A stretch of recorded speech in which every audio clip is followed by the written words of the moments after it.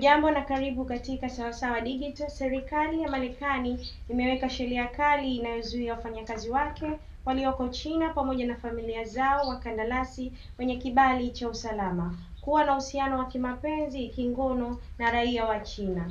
Serikali hii mpya iliyoanzishwa na balozi wa zamani wa Marekani Nicholas Burns mnamo Januari inahusu ubalozi wa Marekani mjini Beijing na ofisi za ubalozi mdogo katika mji wa Guangzhou, Shanghai, Shenyang pamoja na Hong Kong.